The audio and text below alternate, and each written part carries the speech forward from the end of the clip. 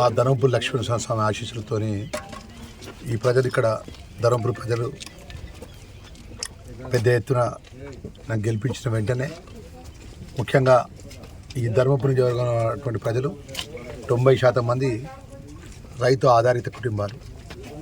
మన గతంలో ఈ లిఫ్ట్పై ఆధారపడ్డ రైతాంగానికి మరి లిఫ్ట్కి సంబంధించినటువంటి ఇంటేక్ వెల్ ప్రాబ్లమ్స్ కానీ, మోటార్ల ప్రాబ్లమ్స్ కానీ, టెక్నికల్గా ఏమైనా ఇబ్బందులు ఉన్నాయన్న విషయంలో స్థానికంగా ఈ నారాయణ రెడ్డి గారు, వారి డిఈ, వారి ఏఈ ఇక్కడటువంటి ఈ యొక్క లిఫ్ట్కి సంబంధించినటువంటి అధ్యక్షులతో రైతులతోని నేరుగా ఇక్కడ చూడడం జరిగింది.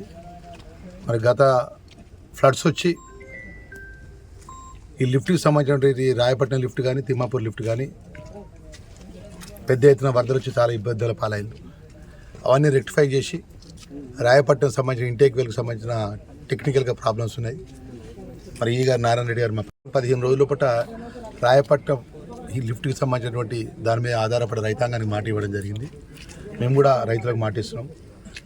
100% ఇంజనీర్ అధికారులు 15 రోజుల పూట ఆ ఇంటేక్ వెల్కి సంబంధించిన సమస్య పరిష్కారం చేసి మోటార్లు ఆన్ చేసి ఆ రైతాంగానికి నీళ్ళు ఇవ్వడం జరుగుతుంది. అదేవిధంగా తిమ్మాపూర్ సంబంధించినటువంటి ఈ లిఫ్ట్లో ఉన్నటువంటి చిన్న చిన్న మైనర్ ప్రాబ్లమ్స్ ఉన్నాయి. మరి అవి కూడా పరిష్కారం చేసి ఒక 5 రోజుల లోపల నీళ్ళు ఇస్తా అని చెప్పడం జరిగింది.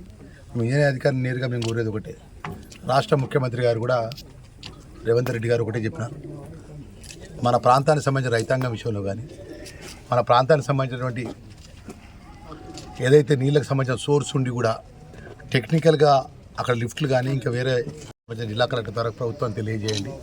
ప్రభుత్వం రైతులకు అన్ని విధాలా అండగా ఉంటుందనే విషయాన్ని కూడా చెప్పడం జరిగింది.